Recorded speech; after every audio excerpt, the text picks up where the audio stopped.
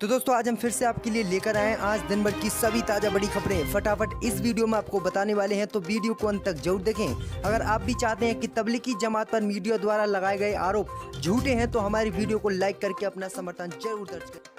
इसी बीच बढ़ते दोस्तों अगली बड़ी खबर की ओर, तो पश्चिम बंगाल की मुख्यमंत्री ने लॉकडाउन को लेकर किया बड़ा ऐलान। 1 जून से पश्चिम बंगाल में खुलेंगे सभी धार्मिक स्थल। जय दोस्तों, आपको बता दें कि पश्चिम बंगाल की मुख्यमंत्री ने कोरोना के लगातार बढ़ते प्रकोप के बीच एक बड़ा ऐलान किया है और उन्होंने घोषणा की है कि 1 जून से सुबह 10 बजे से राज्य में सभी धार्मिक स्थल, मंदिर, मस्जिद, गुरुद्वारे व गिरजाघर खोले जाएंगे। लेकिन फिलहाल एक समय में 10 से अधिक लोगों को वहां जाने की अनुमति नहीं होगी। वहीं आगे उन्होंने कहा है कि सभी धार्मिक स्थलों पर कोई सभा की अनुमति भी नहीं होगी एवं इन स्थानों को पहले सैनिटाइज करना होगा। आगे ममता बनर्जी ने कहा कि 8 जून से पश्चिम बंगाल के सभी सरकारी और निजी कार्यालय खुल जाएंगे और 100% काम होगा। वहीं आगे उन्होंने कहा कि 1 जून से जूट व चाय उद्योग में 100% कामगारों के साथ काम की इजाज़त भी दी जाएगी। हालांकि स्कूल अभी पूरे जून महीने तक बंद रहेंगे। तो एक काफ़ी बड़ी घोषणा की है पश्चिम बंगाल की मुख्यमंत्री ममता बनर्जी ने, क्योंकि देश में लॉकडाउन को लेकर अब चर्चा हो रही है कि लॉकडाउन 5 देश में लागू होगा या नहीं। इसी बीच बढ़ते दोस्तों अगली बड़ी खबर की ओर, तो डोनाल्ड ट्रंप का ऐलान। WHO से अमेरिका ने तोड़े सारे संबंध, बताया चीन की कठपुतली। जी हाँ दोस्तों, आपको बता दें कि कोरोना का सबसे ज्यादा कहर झेल रहे अमेरिका ने विश्व स्वास्थ्य संगठन WHO से अपने सारे संबंध आज तोड़ लिए हैं। अमेरिकी राष्ट्रपति डोनाल्ड ट्रंप ने इसका ऐलान किया है। वहीं राष्ट्रपति डोनाल्ड ट्रंप ने कहा कि WHO पूरी तरह से चीन का कंट्रोल में है और ऐसे में अमेरिका उससे अपना रिश्ता खत्म कर रहा है। ट्रंप ने आरोप लगाया है कि WHO कोरोना वायरस को शुरुआती स्तर पर रोकने में नाकाम रहा। कोरोना महामारी को लेकर ट्रंप ने पहले भी WHO के कई बार घेरा है। वहीं ट्रंप ने WHO और चीन को दुनिया में कोरोना से हुई मौतों का जिम्मेदार भी ठहराया है। ट्रंप ने कहा कि सालाना सिर्फ $40 मिलियन की मदद देने के बावजूद चीन का WHO पर पूरी तरह नियंत्रण है। दूसरी ओर अमेरिका इसके मुकाबले सालाना $35 करोड़ की मदद दे रहा है।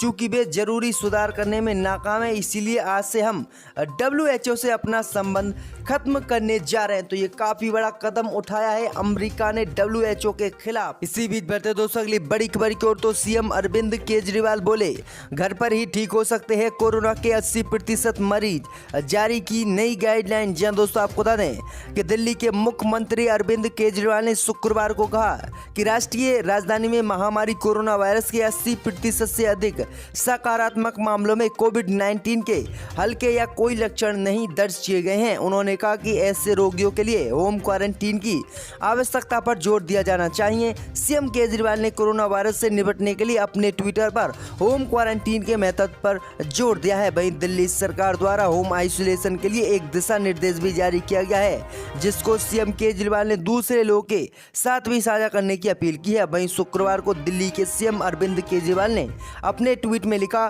कि कोरोना के 80% से अधिक रोगियों में या तो कोई लक्षण नहीं है या बहुत हल्के लक्षण हैं। अगर ये मरीज चाहें तो अपने घर में आराम से ठीक हो सकते हैं बिना किसी दवा के, अपने आप को होम आइसोलेशन करके। तो ये काफी बड़ी बात कही है अरविंद केजरीवाल ने। इसी बीच बैठते दोस्तों अगली बड़ी खबर की ओर, अब भोपाल सांसद प्रज्ञा ठाकुर के गुमशुदगी के लगे पोस्टर, कांग्रेस व भाजपा में छिड़ी जुबानी जंग। जहां दोस्तों आपको बता दें कि कोरोना संक्रमण काल में नेताओं की क्षेत्र में गैर मौजूदगी को लेकर पोस्टरबाजी जारी है। सबसे पहले पूर्व मुख्यमंत्री कमलनाथ व सांसद नकुलनाथ के छिंदवाड़ा में, फिर पूर्व केंद्रीय मंत्री ज्योतिरादित्य सिंधिया के पोस्टर ग्वालियर में लगे। अब भोपाल सांसद साध्वी प्रज्ञा सिंह ठाकुर के पोस्टर शहर के कई हिस्सों में चिपका दिए गए हैं। इसमें लिखा गया है कि गुमशुदा की तलाश, कोरोना महामारी से भोपाल की जनता परेशान, सांसद प्रज्ञा ठाकुर कहां है, लापता। जी हां दोस्तों, आपको बता दें कि सांसद प्रज्ञा ठाकुर के फोटो के साथ पोस्टर का मामला गुरुवार देर रात सामने आया है। हालांकि पोस्टर किसने लगाया है इसकी जानकारी अभी नहीं मिल पाई है। पोस्टर लगाने की जानकारी लगते ही सांसद समर्थकों ने उसे फाड़ दिया। मामलों को लेकर भाजपा व कांग्रेस में अब जुबानी जंग शुरू हो गई है। वहीं भाजपा विधायक विश्वास सारंग ने मीडिया से कहा कि ऐसी हरकत कांग्रेस की ही कर सकती है।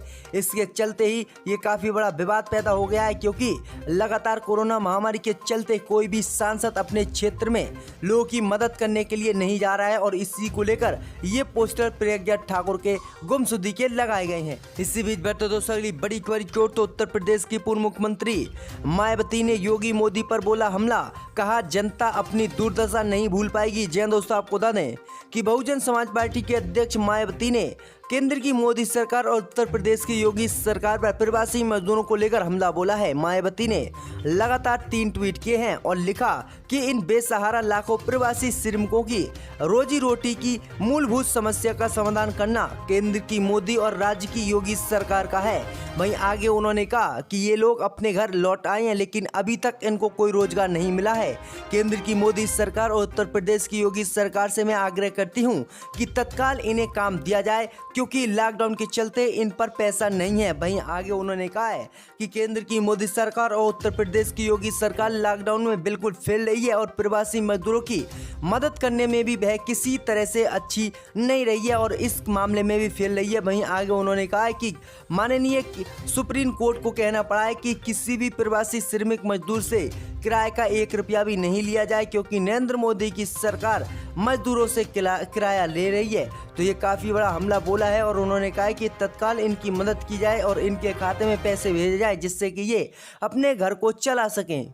इसी बीच बैठते दोस्तों अगली बड़ी खबर की ओर तो दिल्ली सरकार को हाई कोर्ट का निर्देश, 10 दिन में ऑटो ड्राइवरों को मिले मुआवजा। जी हां दोस्तों, आपको बता दें कि दिल्ली हाई कोर्ट ने केजरीवाल सरकार को आज निर्देश दिया है कि ऑटो रिक्शा, ई रिक्शा और ग्रामीण सेवा के ड्राइवरों को 5,000 रुपये का मुआवजा 10 दिन के भीतर केजरीवाल सरकार दे।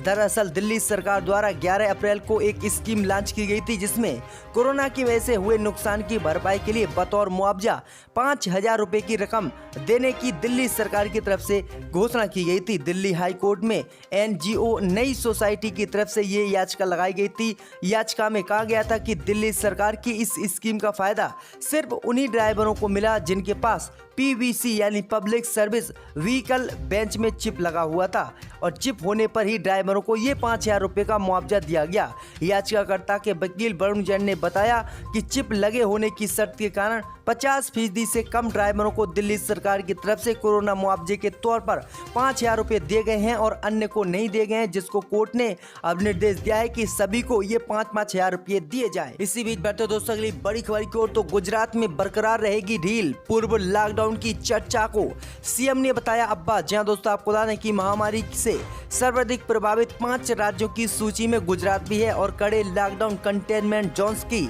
सख्ती और तमाम अन्य प्रयासों के बावजूद भी प्रदेश में कोरोना संक्रमित मरीजों की संख्या कम होने का नाम नहीं ले रही है। इसी बीच लॉकडाउन 4 31 मई को खत्म हो रहा है और समय जैसे जैसे करीब आता जा रहा है लॉकडाउन 5 को लेकर चर्चा तेज हो गई है। वहीं लॉकडाउन 5 में लोग चौथे चरण में मिली ढील वापस लिए जाने और फिर से शहर में पूर्ण पाबंदी की अटकलें लगा रहे हैं। इस तरह की कई पोस्ट सोशल मीडिया पर भी वायरल हुई है। इस पर प्रतिक्रिया व्यक्त करते हुए गुजरात के मुख्यमंत्री विजय रूपाणी ने कहा कि जहां ढील दी गई है उसमें किसी भी तरह की कटौती नहीं की जाएगी। उन्होंने इस तरह की चर्चा को पूरी तरह से अफवाह बताया है और लोगों से अफवाहों से दूर रहने की अपील की है। वहीं गौरतलब है कि लॉकडाउन 4 के दौरान कंटेनमेंट जोन को छोड़कर अन्य इलाकों में काफी ढील दी गई थी। दुकानों को खोलने की इजाजत के साथ ही नगर निगम की सीमाओं के बाहर ग्रामीण इलाकों में औद्योगिक इकाइयों को कार्य शुरू करने की भी छूट दी गई थी। लेकिन अब ऐसे कयास लगाए जा रहे हैं कि लॉकडाउन 5 जो 1 जून से लागू होगा उसमें ये सारी चीजें छीन ली जाएंगी और पूर्ण पाबंदी पूरे देश में लगा दी जाएगी। लेकिन इस पर गुजरात के मुख्यमंत्री ने अब्बा बताया है और कहा कि ऐसा कुछ नहीं होने वाला है लॉकडाउन 5 में।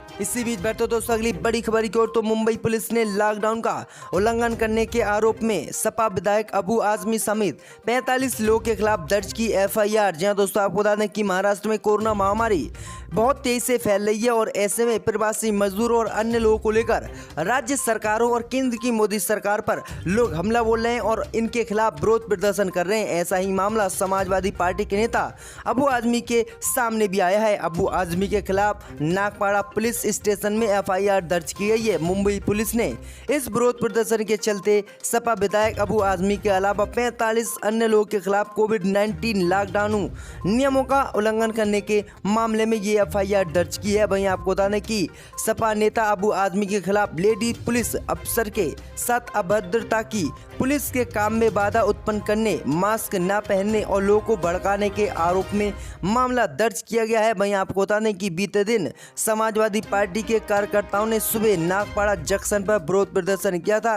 क्योंकि प्रवासियों को वहां बुलाया गया लेकिन उनको इस ट्रेन में नहीं बैठाया गया, जिसके बाद समाजवादी पार्टी के कार्यकर्ता और अबू आजमी ने विरोध प्रदर्शन किया और सरकार से मांग की कि इन सभी को उनके गृह राज्य ट्रेन के जरिए भेजा जाए, जिसके बाद ये उनके ऊपर एफआईआर दर्ज की गई है। इसी बीच बैठे दोस्तों अगली बड़ी खबर की ओर, तो देश का अंग्रेजी नाम इंडिया से भारत करने की मांग, सुप्रीम कोर्ट में दायर की गई याचिका 2 जून को होगी सुनवाई। जी दोस्तों, आपको बता दें कि देश का अंग्रेजी नाम इंडिया से बदलकर भारत करने का निर्देश देने की मांग करने वाली एक याचिका को सुप्रीम कोर्ट ने सुनवाई के लिए राजी कर लिया है। वहीं सुप्रीम कोर्ट ने इस मामले में 2 जून को सुनवाई करेगा। वहीं याचिका में दावा किया गया है कि भारत या हिंदुस्तान शब्द हमारी राष्ट्रीयता के प्रति गौरव का भाव पैदा करता है। याचिका में सरकार को संविधान के अनुच्छेद 1 में संशोधन के लिए उचित कदम उठाते हुए इंडिया शब्द को हटाकर देश को भारत या हिंदुस्तान कहने का निर्देश देने का अनुरोध किया गया है। अब इस पर जो है 2 जून को सुनवाई होगी। देखते हैं कि इस पर क्या फैसला निकल कर आता है। एमपी ने यहाँ पर आकर अपने फाइल डिप्टी स्पीकर पर फेंक दिए थे, वो भी हमने देखा था और वो सब कौन हम जानते हैं, मगर ये जिम्मेदारी सबकी है सर।